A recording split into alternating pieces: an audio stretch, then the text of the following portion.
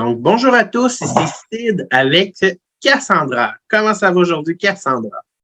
Ça va très bien, et toi? Super bien. Écoute, on s'est rencontrés au salon d'exposition Le Sanctum. Comment tu as trouvé ça? J'ai trouvé l'expérience vraiment enrichissante. J'ai vraiment aimé ça, voir tous les exposants avec toutes leurs belles créations. Moi, je pense que j'étais une des seules qui était là à offrir uniquement des services. Mm-hmm. Fait que, je savais pas trop quoi mettre sur ma table. J'ai mis une boule de cristal, j'ai mis des bougies. Mais c'était vraiment, vraiment le fun. Puis j'aime ça, voir mes clients aussi des fois parce que je fais toutes mes consultations au téléphone. Donc, je fonctionne uniquement à distance. Donc, le fait de pouvoir rencontrer des gens en personne qui me posent des questions, de vraiment connecter avec les gens, c'était le fun aussi. Fait que la dynamique était beaucoup différente de ce que tu étais habitué normalement. Effectivement. Oui, mais et est-ce que ça t'a permis quand même d'avoir de nouveaux clients quand que je dis nouveaux clients parce que c'est sûr qu'il y a du monde qui connaissait sûrement qui voulait te rencontrer. Mais est-ce que tu as fait des nouvelles rencontres, des nouveaux clients durant l'événement? Oui, j'ai quand même fait quelques nouvelles rencontres. Là. Il y a certaines personnes qui ont pris rendez-vous pour la semaine prochaine aussi. OK, magnifique. Mais j'ai quand même fait l'erreur de ne pas le dire assez que je fais mes consultations au téléphone parce qu'il y a beaucoup de gens qui m'ont dit qu'ils viennent de loin, ils viennent de Québec ou ils viennent d'ailleurs, fait qu'ils ne peuvent pas se déplacer à Montréal, fait qu'ils n'ont pas pris ma carte d'affaires. Fait que là, la prochaine fois, c'est de vraiment spécifier dès le départ que normalement, je fais mes consultations au téléphone, mais là, je suis présente aujourd'hui là, pour l'événement. Donc, il va falloir refaire un autre événement avec toi, pas le choix.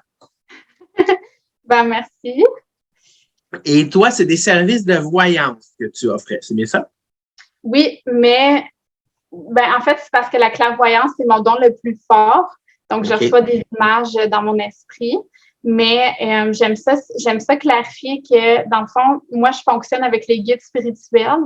Fait que je fonctionne beaucoup au niveau de l'évolution de l'âme puis le développement personnel. Fait que vraiment, moi, je pense qu'on doit toujours travailler sur nous. Il y a toujours des choses à travailler. Il y a une raison pourquoi, des fois, on n'arrive pas à manifester ce qu'on veut dans la vie. Fait qu'il y a un blocage ou quelque chose. Fait que je travaille plus à ce niveau-là. Fait que, tu sais, voir le futur lointain, c'est pas moi. Je suis pas une diseuse de bonne aventure. Parce que, j'aime dire aux gens, parce que, le futur, il est jamais cristallisé. Ça voudrait dire que tout est destiné puis qu'on n'a aucun contrôle sur notre vie puis notre destin, ce qui est complètement faux. Fait que j'arrive à voir le futur proche. C'est mettons que j'ai un client qui me contacte qui me dit j'ai un mariage en fin de semaine ou j'ai un événement, tu sais, comment ça va se passer.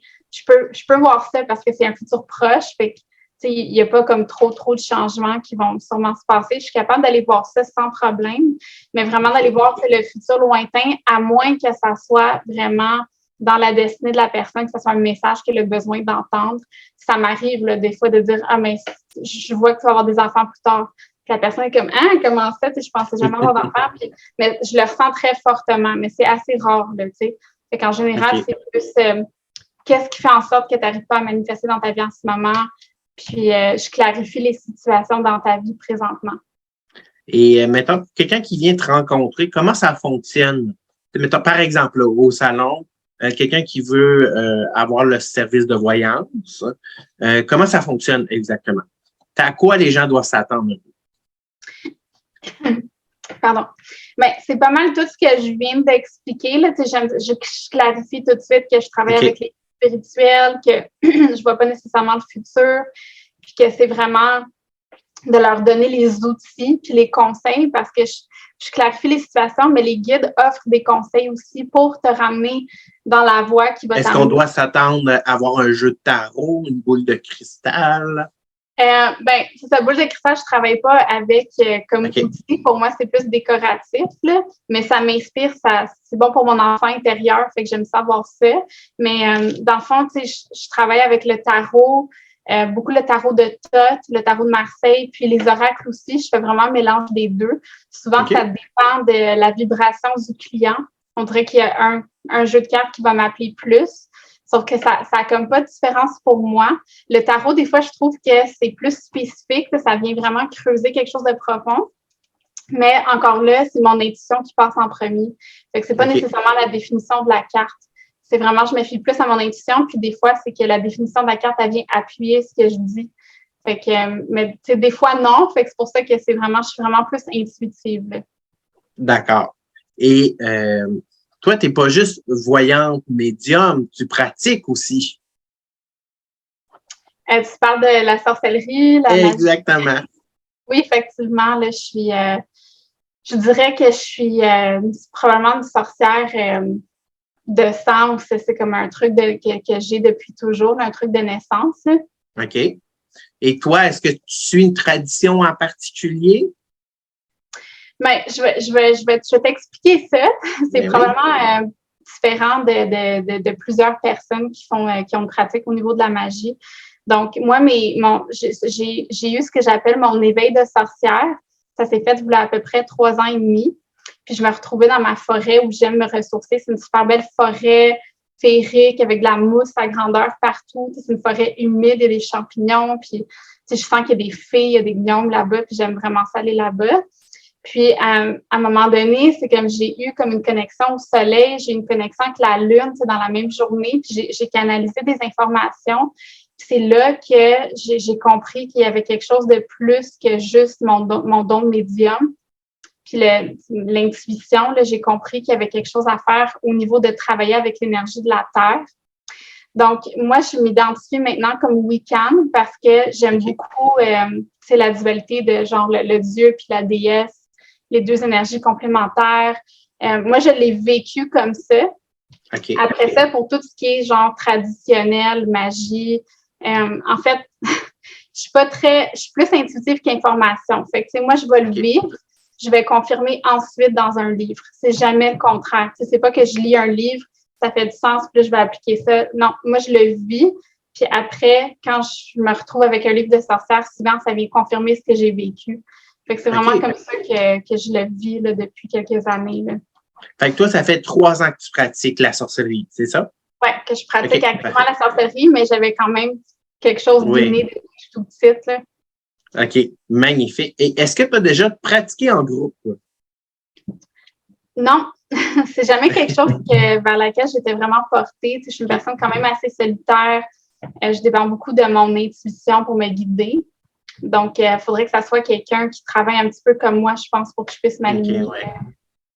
Et quel conseil tu donnerais à quelqu'un qui veut débuter dans le chemin de la sorcellerie? Parce qu'il y en a beaucoup, on peut dire magie, sorcellerie, occultisme, name it, mais les gens sont toujours curieux de savoir par où commencer. Hein? Il y a tellement beaucoup d'informations. Internet, on peut trouver n'importe quoi.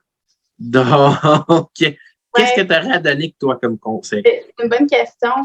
Moi, j'irais premièrement vers qu'est-ce qui t'appelle le plus en premier. C'est vraiment te laisser guider par ton intuition. Donc, il y en a que c'est les cristaux, il y en a que c'est les runes, mais vraiment laisser ton intuition se guider. Puis, moi, je trouve que l'habileté de pouvoir ressentir l'énergie, ça va de pair avec la magie. Je pense que si on n'arrive pas à ressentir les énergies, c'est comment on fait pour savoir que notre sort a fonctionné ou que notre rituel a un effet.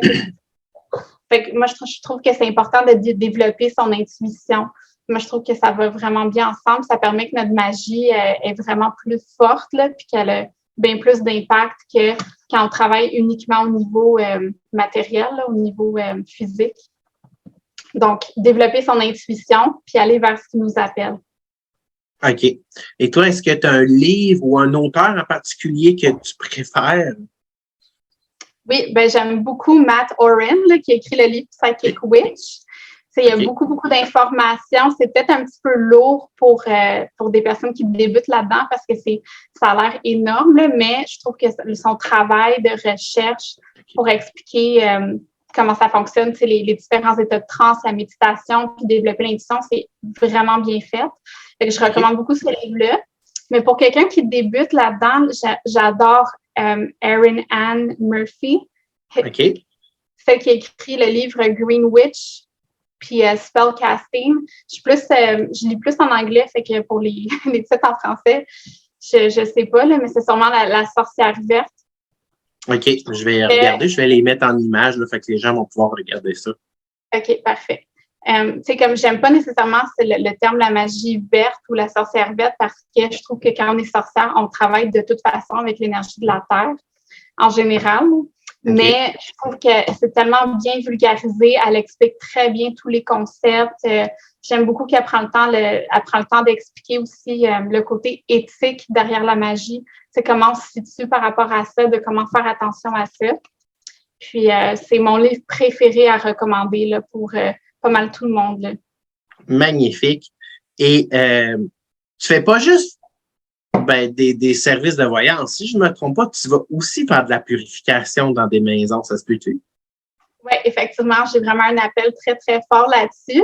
Okay. Donc, ça, tu vas sûrement trouver ça comique. je vais te ramener dans mon enfance parce qu'en fait, je vois puis je ressens les esprits depuis que je suis toute petite. Donc, en fait, je suis comme Matt Oren, celui qui écrit Psychic Witch. Il dit il y en a qui ont une clairvoyance externe, puis il y en a d'autres qui c'est plus une clairvoyance interne. Moi, j'ai vraiment les deux, mais ma clairvoyance externe est très forte. Fait que quand je fixais l'air, quand j'étais toute petite, je passais des nuits entières à juste regarder ce qui se passait dans ma chambre, puis je voyais plein de masses bouger. Puis je savais pas à ce moment-là que c'est les esprits qui me voyaient. Puis ce qui est vraiment intéressant, c'est que toute mon enfance, à partir de l'âge de 5 ans, là, assez jeune, j'étais obsédée par les romans sur les fantômes. Je ne lisais que ça, OK? Puis mes films préférés, c'était comme Casper, Beetlejuice, Lydia, Elle voit les fantômes, The Sixth Sense, c'est le sixième sens, ce film-là, ça m'a vraiment marqué. Puis c'est un petit garçon qui voit les esprits. Fait que j'étais vraiment complètement obsédée par ça toute mon enfance. Même, il y a eu une expérience quand j'étais jeune, j'avais à peu près 10 ans, je me suis ramassée dans la section paranormale, dans la section adulte de la bibliothèque. J'étais quelqu'un qui lisait beaucoup là, quand j'étais petite surtout. Fait que je me suis ramassée dans la section paranormale, j'ouvre le livre, puis là, je vois comme des enfants flotter au-dessous de leur lit, puis tout ça. Mais comment j'ai fait pour atterrir là, tu sais? J'allais toujours dans la section enfant, je me ramasse tout à coup dans la section adulte, regarder les films paranormales. Fait que ça fait très longtemps là, que ça me suit, ça. Puis j'ai finalement découvert plus tard, vers 22 ans, que j'étais passeuse d'âme, puis que je pouvais envoyer les esprits dans la lumière. Puis... Donc, une passeuse d'âme, c'est quelqu'un qui peut diriger les esprits? Pour ceux qui ne savent pas exactement encore le terme, etc. Passeur d'âme, c'est pour guider les esprits, justement, qui sont décédés, puis des fois, ils ont oublié qu'ils sont morts. Puis ils retrouvent plus la lumière. Il y a comme un puits de lumière à traverser.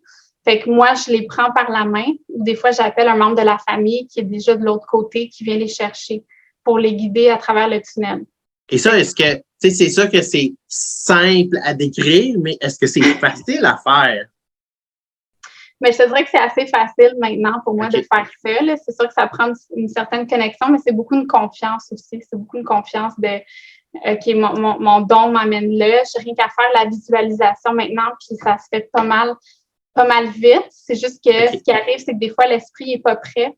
Fait que des fois, ils ont beaucoup, beaucoup de souffrance. Fait que c'est d'aider l'esprit, les écouter, puis les accompagner avant de les envoyer dans la lumière. Parce que c'est comme si j'arrive directement à quelqu'un, bon, t'as besoin de passer dans le lumière, ouais, vas-y, là, tu sais. Ça marche pas comme ça, c'est des humains, là, ils ont besoin d'aide, ils ont besoin d'écoute.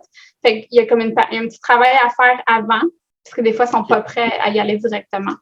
Mais ça, ce travail-là, est-ce que c'est quoi? C'est une question de minutes, d'heures, de journées? Non, c'est une question de minutes, mais ça dépend des cas. Je te dirais, il y en a qui sont prêts assez rapidement, puis il y en a d'autres que ça prend quelques journées. Mais en général, là, ça peut se faire assez vite, en 10-15 minutes, en général. OK, wow. Et ça, est-ce que c'est passeur d'âme? Est-ce que c'est quelque chose qui est, selon toi, qui est accessible à tous les sorciers et les sorcières? Non, ce don-là en particulier, je pense que c'est juste certaines personnes qui ont décidé qu'ils viendraient en aide aux esprits. C'est pas tout le monde qui fait ça, c'est pas tout le monde qui a à faire ça. C'est pour les gens qui sont intéressés à faire ça. Moi, je leur conseillerais plus de communiquer plutôt avec les guides spirituels ou peut-être travailler avec les dieux déesses, communiquer avec les esprits. Ça s'apprend jusqu'à un certain niveau. Je pense que c'est possible pour toi de connecter avec ta grand-mère décédée ou des gens avec qui tu as un lien. Mais de communiquer avec tous les esprits en général puis les envoyer dans la lumière, ça, je pense pas que c'est pour tout le monde. Je pense pas que c'est un don à faire à tout le monde. Je pense que c'est quelque chose que ton âme a choisi avant de s'incarner. OK. Et selon toi, est-ce qu'il y a quand même des dangers à communiquer avec les esprits? Parce que, bon, l'Halloween approche, c'est sûr, on peut pas ne pas parler du Ouija. Et on entend un paquet de choses, il y a énormément de croyances. Des fois, il y a des gens qui ont très peur. Il y en a beaucoup que finalement, ils n'ont pas peur du tout, ils s'en foutent. Toi, tu penses quoi de ça? Est-ce qu'il y a quand même certains dangers à communiquer avec les esprits? Définitivement, oui. Okay. C'est un sujet qui est quand même, je pourrais t'en dire plein d'affaires là-dessus. Ouais. Je vais essayer de garder ça plus court, si je peux. Mais c'est sûr que quand on ouvre notre canal, on ne sait pas vraiment c'est qui peut rentrer en communication avec nous. C'est pour ça que je suggère toujours de faire un cercle de protection, puis d'être en contact avec un guide spirituel, quelqu'un qui est comme un gardien qui va s'assurer que c'est la bonne personne avec qui on va communiquer. Fait que moi, j'ai développé une relation avec mes guides au fil des années, on est comme ça, je leur fais confiance, puis je sais qu'ils vont m'envoyer la bonne personne. Parce que avant, quand j'arrivais pas à bien canaliser mes dons, j'attirais n'importe qui, puis n'importe quoi.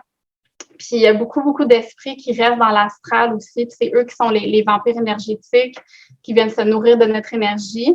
Puis, vu que je fais des investigations paranormales, je fais des nettoyages énergétiques, les pires cas que j'ai vus, c'est justement des médiums qui sont pas bien entraînés, qui savent pas comment maîtriser leurs dons. Fait qu'ils attirent toutes sortes d'esprits, puis c'est vraiment n'importe qui rentre chez eux. OK. Fait il y a comme un concept important de est-ce que tu vas ouvrir ta porte à n'importe qui, à n'importe quel étranger, tu sais, dans ta vie physique, dans la dimension physique. Est-ce que tu ouvres ta porte à n'importe qui, n'importe quel étranger pour rentrer chez toi? Non, tu sais, tu fais attention à qui rentre chez toi. Il faut que tu connaisses la personne avant, il faut que ça soit un ami, mais c'est la même chose au niveau des esprits. Quand on laisse un peu n'importe qui rentrer ou on ne sait pas à qui on a affaire, mais oui, on se met en danger. C'est surtout qu'on se fait voler notre énergie psychiquement. Fait que ça peut faire en sorte qu'on tombe en dépression, qu'on devient des personnes très négatives. En tout cas, ça peut aller loin. Là. OK. Puis est-ce que tu as juste rencontré des esprits? Est-ce que tu as rencontré d'autres types d'entités? J'ai rencontré d'autres types d'entités aussi, oui, effectivement. Puis, pour ce qui est du Ouija, le Ouija, c'est un outil, hein? Fait que c'est un portail. C'est un portail à travers lequel les esprits peuvent venir communiquer avec nous. Fait que tant qu'il y a un symbole de protection dessus, on peut utiliser le Ouija. Puis de le faire à l'intérieur d'un cercle de protection aussi. Encore là, appeler ses guides à chaque fois. Fait que je suis pas contre le Ouija en tant que tel, là, mais même si je pense qu'il y a une certaine marque de Ouija qui avait des mauvaises intentions derrière, là, mais ça serait peut-être pour un autre sujet. On pourrait faire un podcast juste sur le paranormal, si tu veux. Bien sûr, certainement. Et est-ce que tu en fais souvent, toi, des enquêtes paranormales? Ben, je débute encore là-dedans. Okay. J'en ai fait juste peut-être 4-5 là, où j'ai vraiment eu des cas. Là. Okay. Mais sinon. Est-ce que tu en as beaucoup que finalement, il n'y a pas grand-chose? Puis... Oui, effectivement, il y en a qui c'est. Je pense que qu'à date, les cas qu'on m'a envoyés, c'était des vrais cas là, parce que je pouvais les aider. Okay. Mais moi, je pense aussi qu'il y en a beaucoup. C'est comme les gens qui pensent qu'ils ont une malédiction. Il y a beaucoup de clients qui me disent je pense que j'ai une malédiction. Puis finalement, mais c'est pas ça. C'est vraiment juste comme des choses à travailler au niveau de. C'est vrai que c'est quelque chose qui revient souvent aussi dans les groupes. Les gens pensent que, pour diverses croyances là, qui ont une malédiction. Qu'est-ce que tu suggères à ces gens-là qui tu sais, mettons quelqu'un te contacte et te dit tout de suite, je pense que j'ai une malédiction. En tant que médium, souvent, ce que je vais faire, c'est me connecter pour voir la vérité là-dedans. Fait que c'est quelque chose que je peux faire comme instantanément pour voir, OK, est-ce que ça vibre comme vrai ou c'est plutôt une fausse croyance? OK. Donc, moi, c'est comme ça que je vais vérifier l'information. Moi, je recommande, je pense que c'est pas mauvais de faire un rituel. Fait que si on pense qu'on a une malédiction, on peut quand même faire un rituel pour de bannissement, se débarrasser des énergies négatives accumulées. Il y a quand même, je pense que c'est pas mauvais de faire ça. Mais moi, je pense que c'est bon. Tu sais, pour une malédiction, je pense que j'irais vérifier avec un médium pour voir si c'est vrai ou pas. OK. Mais c'est quand même dur, hein, de nos jours. Tu sais, ça fait partie des questions que j'ai reçues aussi pour le podcast. Comment qu'on fait pour savoir si le médium, la voyante, sont legit? Tu sais, qu'on peut vraiment leur faire confiance. Je suis totalement d'accord.